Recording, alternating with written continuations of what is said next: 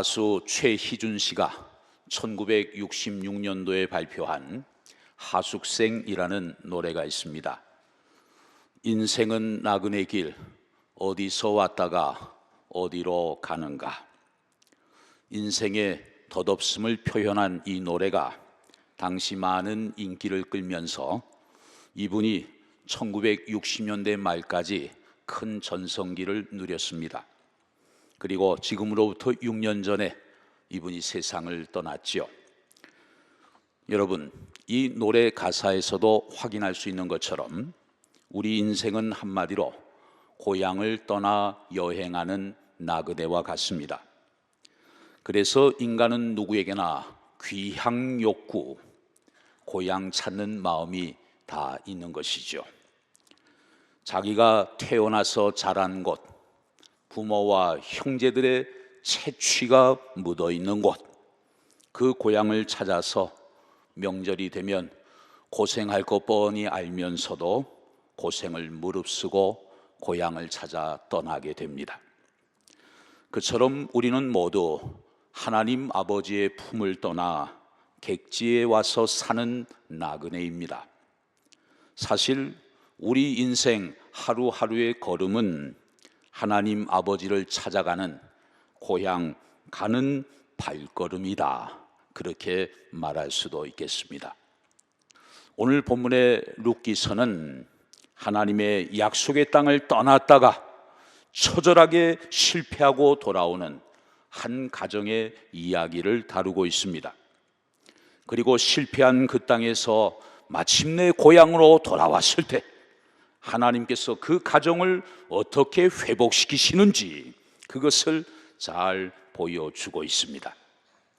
우리는 오늘 본문에 나오는 한 가정의 이야기를 통해서 하나님께서 모든 인생들에게 선포하시는 중요한 메시지를 발견할 수가 있습니다. 영원한 고향, 하나님의 품을 떠나면 다 죽는다. 돌아오라, 돌아오면 산다. 그래서 룻기서의 주제는 하나님의 품으로 돌아오는 사람들을 향한 하나님의 자비를 다루고 있습니다. 자비, 히브리어로 헤세드죠.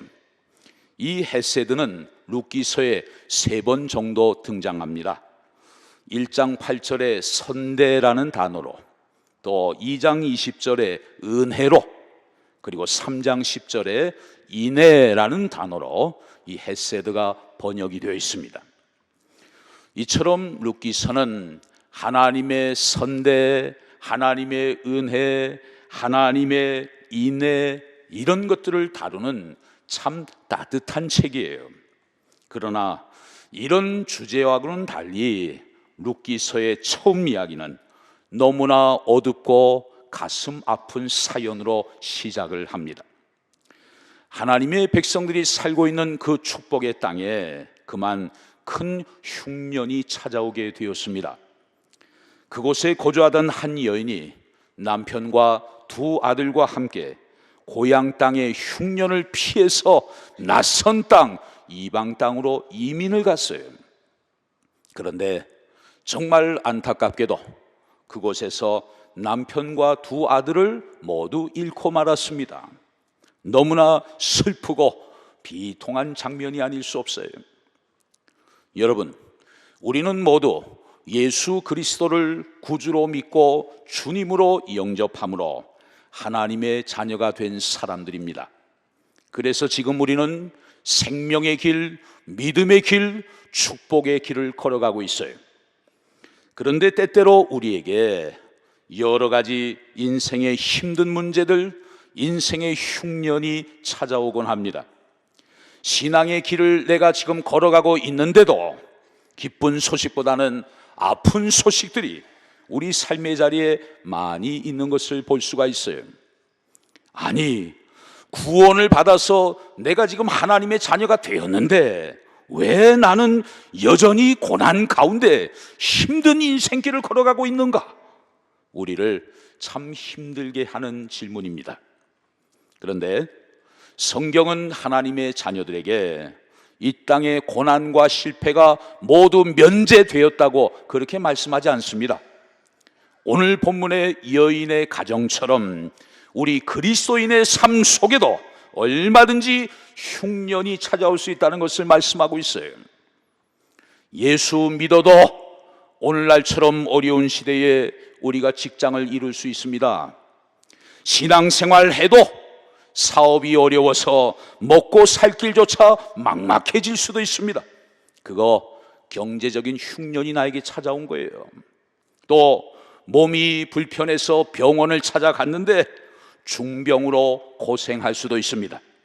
가족 중에 누군가가 시한부 판정을 받을 수도 있어요. 그거 육체적 흉년이 우리 가정에 찾아온 거죠. 또 행복해야 할 가정인데도 불구하고 언제부턴가 웃음소리가 사라지고 서로 간의 대화가 단절될 때도 있습니다. 늘 보고 살아야 하는 사람인데도 도저히 용서가 되지 않을 수도 있어요. 그거 관계의 흉년이 내 삶 속에 찾아온 거예요. 어떤 때는 예배 자리에 앉아 있어도 은혜가 되지 않을 때도 있습니다. 또 기도의 문이 꽉 막혀서 굉장히 영적으로 답답하고 곤고함을 느낄 때도 있어요. 또 찬양을 부르는데도 내 심령 속에 기쁨이 없을 때도 있습니다. 또 열심히 봉사하다가도 탈진이 올 때가 있어요. 헌신의 기쁨을 잃어버리고 예배 드리는 것조차도 귀찮아질 때가 있습니다. 그거 신앙생활 영적인 흉년이 나에게 찾아온 거예요. 이런 흉년의 자리를 이겨내지 못하고 본문의 한 가정은 먼 나라 이방 땅, 하나님을 섬기지 않는 곳, 실패할 수밖에 없는 그 땅으로 이 가정이 떠나가고 말았습니다. 그런데 이 모습을 성경은 말씀합니다. 그것이 실패이고 그것이 죽는 길이라고 말이죠. 이 가정이 흉년을 피해 살아보겠다고 이방 땅으로 가고 말았습니다. 그런데 그 결과가 어떻게 되었습니까? 정말 상상할 수도 없는 일이 그 가정에 일어나고 말았어요. 잘 살아보겠다고 갔는데, 성공해 보겠다고 떠났는데 이게 웬일입니까? 어처구니 없게도 연달아 부고장을 날립니다. 먼저 가장 엘리멜렉이 죽습니다. 큰 슬픔 속에 남편의 장례를 마쳤습니다. 나오미는 힘든 시간을 겨우겨우 참고 견디면서 이제는 자식들이라도 잘 되기를 바라는 마음으로 그 이방 땅에서 두 아들을 장가 보내게 되죠. 그런데 이게 또 무슨 일입니까? 이제 막 장가간 두 아들이 차례대로 세상을 떠나는 거예요. 세상에 이런 비극이 또 어디에 있겠습니까? 나오미의 슬픔과 절망이 얼마나 컸겠어요. 이 모습을 보면서 그런 생각이 들어요. 가족들이 살아있는 것만으로도 하나님의 은혜구나. 미우나 고우나 그래도 살아있는 게 하나님의 은혜다. 한번 따라하겠습니다. 가족들이 살아있는 것만으로도 하나님의 은혜입니다. 여러분, 나오미의 가정은 인간적으로 볼 때 너무나 절망적이고 너무나 비극적인 상황 속에 있었습니다. 그런데 성경은 이제부터 그 가정을 하나님이 어떻게 돌보시는지, 하나님의 자비, 하나님의 헤세드에 그 초점을 맞추고 있어요. 이게 바로 우리의 소망 아니겠습니까? 어느 날 남편과 두 아들을 잃은 나오미에게 한 가지 소식이 들려옵니다. 어떤 소식인지 오늘 본문 6절을 보시죠. 그 여인이 모압 지방에서 여호와께서 자기 백성을 돌보시사 그들에게 양식을 주셨다 함을 듣고 이에 두 며느리와 함께 일어나 모압 지방에서 돌아오려 하여. 무슨 소식입니까? 떠나온 고향 그 베들레헴에서 하나님이 자기 백성들을 돌보시고 양식을 주셨다는 그런 소식이 들려와요. 나오미에게 얼마나 반가운 소식이었겠습니까? 그런데 지금 나오미는 이방 땅에서 폭삭 망해버렸습니다. 그런 자신의 신세를 볼 때 고향으로 돌아간다는 것 선뜻 마음이 내키지 않았을 거예요. 자신의 인간적인 수치와 부끄러움을 고향 사람들에게 감히 보일 자신이 없었을 거예요. 그럼에도 불구하고 나오미는 하나님이 계신 곳, 하나님이 다스리시는 약속의 땅 베들레헴으로 이제 돌아가려고 결심을 합니다. 이게 나오미의 참 위대한 면이에요. 본문 6절 하반절에 보면 처음 등장하는 단어가 하나 나옵니다. 돌아온다 라는 단어예요. 히브리어로 슈브. 이 단어가 룻기서 1장 한 장에서만 자그마치 12번이나 반복되고 있어요. 룻기서 곳곳에 슈브 돌아오라 그 메시지로 가득 차 있는 것입니다. 죽은 남편들을 땅에 묻어놓고 세 여인은 서로의 아픔과 슬픔을 보듬으면서 드디어 그동안 살던 마을을 떠나게 돼요. 여러 가지 만감이 교차했을 것입니다. 지난날 아프고 쓰라린 기억들이 마치 주마등처럼 지나갔을 거예요. 나오미는 이제 고향으로 돌아가는 그 길목에 서 있습니다. 그런데 자기와 함께하고 있는 두 자부를 가만히 보니까 인간적으로 너무 안쓰러운 마음이 들어요. 아무 소망이 없는 시어머니를 따라가 봤자 이 두 젊은 며느리에게 무슨 희망이 있겠는가? 그래서 이 나오미가 두 자부에게 진정 어린 그런 권면을 하게 됩니다. 자, 어떤 권면을 하는지 8절부터 9절 상반절까지 보시죠. 나오미가 두 며느리에게 이르되 너희는 각기 너희 어머니의 집으로 돌아가라.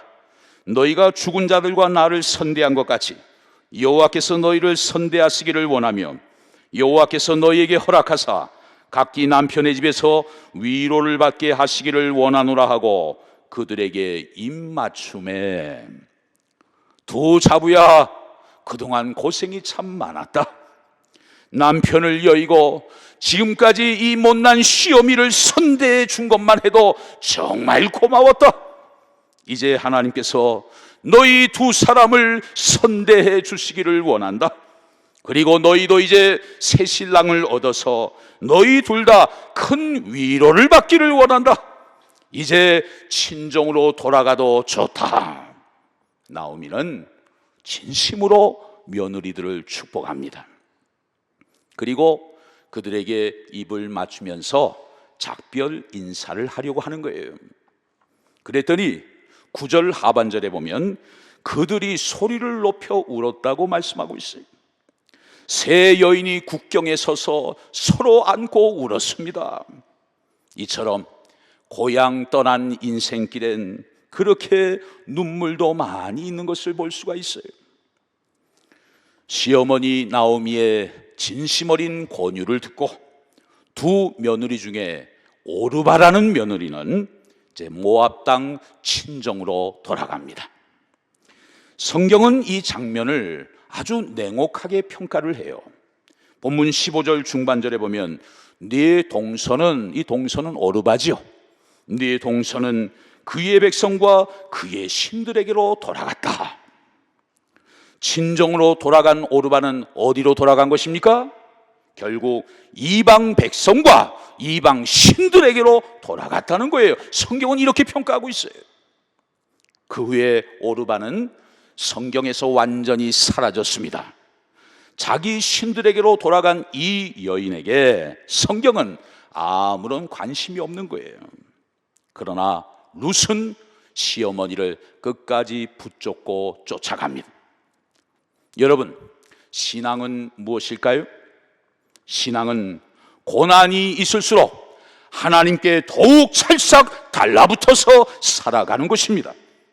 또 인생길이 힘들면 힘들수록 더욱 말씀 가까이 붙들고 살아가는 것입니다. 또 흉년을 만나면 만날수록 두 손 들고 하나님께로 달려가는 것입니다. 또 실패와 죄의 짐이 무거울수록 십자가 밑으로 들어가는 것입니다. 또 아프고 힘들수록 주님의 피 묻은 손을 더욱 단단히 붙잡고 살아가는 것입니다. 할렐루야. 드디어 시어머니 나오미와 며느리 룻은 고향 땅 베들레헴으로 돌아갑니다. 그렇다면 영원한 고향 하나님의 품으로 돌아온 이 나오미와 룻을 하나님께서 어떻게 맞이하셨을까요? 마치 명절날 객지에서 돌아오는 자식들을 설레는 마음으로 기다리는 어머니처럼 하나님께서는 나오미와 룻을 기다리고 계셨어요. 룻기서 2장의 문이 열려지면 하나님이 준비해 두신 귀한 선물, 바로 보아스라는 인물이 등장합니다. 베들레헴에 도착한 룻은 시어머니를 보면서 너무나 안타까운 마음이 많았습니다. 어머니를 쫓아서 베들레헴에 오긴 왔는데 와보니까 아무것도 없는 거예요. 시어머님이 뭐라도 조금 드셔야 할 것 같아서 이제 떨어진 이삭이라도 줍기 위해 밭으로 이 룻이 나아갑니다. 얼마나 착해요. 시어머니를 생각하는 지극한 마음, 어머니에게 조금이라도 도움이 되고 싶어서 수고를 마다하지 않는 그 며느리의 모습, 참 감동이 됩니다. 그런데 이 룻이 밭에 나가서 놀랍게도 여러분 보아스를 만나게 돼요. 자, 2장 3절을 보시죠. 룻이 가서 베는 자를 따라 밭에서 이삭을 줍는데 우연히 엘리멜렉의 친족 보아스에게 속한 밭에 이르렀더라. 지금 룻이 의도적으로 보아스의 밭을 찾아간 것이 아니었어요. 가다 보니까 생명부지의 그 사람 보아스의 밭에 이르게 됐습니다. 이것을 2장 3절 중반절에 우연히라는 단어로 표현하고 있어요. 우연히, 룻이 우연히 보아스의 밭에 이르게 되었다. 여러분, 이 장면은 물론 인간적인 눈으로 볼 때 우연히 일어난 사건이에요.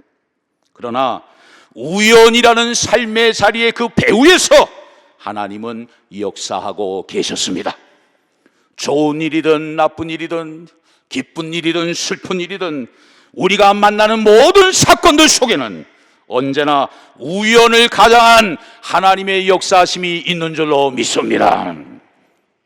룻기서 2장에 보면 룻기서에 대단히 중요한 단어가 또 하나 등장합니다. 룻 앞에 지금 하나님이 예비하신 보아스가 나타나는데 그 장면을 이렇게 소개합니다. 2장 4절 상반절에 보면 마침 보아스가 베들레헴으로부터 와서, 여기 아주 중요한 단어가 나와요. 마침이라는 단어예요. 마침. 히브리어로 힌네라는 단어를 썼습니다. 보라, 감탄사예요. 마침 보아스가 나타났다. 보라, 보아스가 나타났다. 지금 룻은 우연히 밭에 나갔어요. 우연히 보아스의 밭에 이르게 됐어요. 근데 그때 때마침 하나님이 예비하신 보아스가 거기에 나타나게 되었다는 거예요. 이 우연과 마침, 하나님의 치밀하고 오묘하신 주권과 섭리를 여기에서 우리가 발견하게 돼요. 이 사건은 무엇을 의미합니까? 이제 나오미의 가정에 고난의 끝이 왔다는 말이에요. 보아스가 짠 하고 나타남으로 어둡기만 했던 이 불쌍한 가정에 밝은 빛이 비춰지고 희망과 기쁨이 찾아오게 되었다는 거예요. 하나님의 품으로 돌아온 그 나오미와 룻에게 하나님은 보상으로 그 가련한 인생들이 다시 회복될 수 있도록 보아스를 선물로 주신 것입니다. 보아스는 누굽니까? 나오미의 친족이었어요. 그는 유력한 자였고 부유한 자였고 힘이 있는 자였습니다. 또 나오미 가정이 잃어버린 기업을 다시 되찾아 줄 수 있는 인물이었어요. 무엇보다도 가난한 여인 룻을 아내로 맞이해서 룻의 인생을 다시 회복시켜 줄 수 있는 인물이었어요. 그 보아스를 하나님이 예비하셨고 룻은 우연히 보아스의 밭에 나오게 되었고 때마침 보아스가 거기에 오게 된 거예요. 여기에 오늘 우리를 향한 하나님의 메시지가 있습니다. 우리가 하나님께로 돌아오기만 하면, 하나님 품에 안기기만 하면 하나님이 이렇게 인도하신다, 이렇게 동행하신다, 하나님이 우리를 이렇게 보상해 주신다, 그것을 잘 보여주고 있는 사건입니다. 여러분, 오늘 본문 룻기서는 처음과 마지막 장이 상당히 대조적으로 이루어져 있습니다. 집에 가셔서 룻기서 1장부터 4장까지 한번 쭉 읽어보시면 좋겠습니다. 1장에 나타난 인생의 아픔과 절망이 마지막 장에서 어떻게 치유되고 회복되는지, 그것을 우리에게 잘 보여주고 있어요. 룻기 1장에서는 하나님을 떠난 인생이 쓰라린 아픔을 토해내는 장송곡으로 들려왔습니다. 그러나 룻기 마지막 장에서는 하나님께로 돌아온 인생의 행복한 웨딩 마치가 들려와요. 룻과 보아스가 마침내 결혼을 하게 된 것이죠. 또 1장에서는 하나님을 떠난 인생이 탄식과 눈물로 사무쳐 있는 울음소리로 가득합니다. 그러나 마지막 장에서는 하나님의 품 안에서 인생의 환희와 웃음꽃이 만발한 모습을 보게 돼요. 여러분, 누가 승리자입니까? 최후의 승리를 얻은 사람이 승리자 아니겠습니까? 마지막 승리자, 마지막에 웃는 자가 진정한 승리자입니다. 이것이 영원한 본향으로 돌아가는 사람들의 보장된 축복이에요. 이것이 끝까지 믿음을 지킨 신앙인의 인생 결론 아니겠습니까? 지금은 비록 우리 인생길에 고난이 있고 아픔이 있고 눈물이 마르지 않습니다. 그러나 우리가 천국 본향을 향해 나아가는 그 걸음걸음, 그 마지막 종착점에는 반드시 승리가 있습니다. 축복이 있습니다. 반드시 복된 열매를 맺게 될 것입니다. 우리가 걸어가는 믿음의 길 끝에 하나님께서 두 팔을 벌리시고 우리를 기다리시고 맞이해 주실 것입니다. 주님을 위한 수고와 헌신과 희생과 봉사를 하나님이 다 보상해 주실 것입니다. 우리의 남은 생에 하나님께서 끝까지 동행하여 주시고 우리의 인생의 걸음을 복되게 하실 줄로 믿습니다. 사랑하는 성도 여러분, 사람이 죽으면 우리는 흔히 그 어르신 돌아가셨다, 그렇게 표현을 해요. 돌아가셨다. 이것은 믿지 않는 세상 사람들도 동일합니다. 그러나 그 의미는 전혀 다른 것이죠. 돌아가셨다면 어디로 돌아가신 것일까요? 북망산으로 대표되는 공동묘지로 돌아간 것일까요? 아니면 철저한 유물론자인 등소평의 유언처럼 단순한 물질로 회귀한 것일까요? 전혀 그렇지 않죠. 우리는 영원한 고향으로 돌아가는 그 목적지가 어디인지를 분명히 알고 살아야 합니다. 이것을 모르고 살면 평생 인생 헛수고하다가 슬피 울며 떠나갈 수밖에 없어요. 우리 인생의 종착역은 바로 하나님 나라라는 사실을 기억하십시오. 거기까지 우리를 인도하실 성령님을 날마다 굳게 믿고 의지하십시오. 비록 힘들고 어려운 나그네 인생길을 걸어가고 있지만 날마다 하늘의 위로와 소망을 가지고 천국 본향으로 돌아가는 여정을 끝까지 감사함으로 믿음으로 힘차게 달려갈 수 있는 복된 저와 여러분들이 다 되실 수 있기를 주의 이름으로 축원합니다.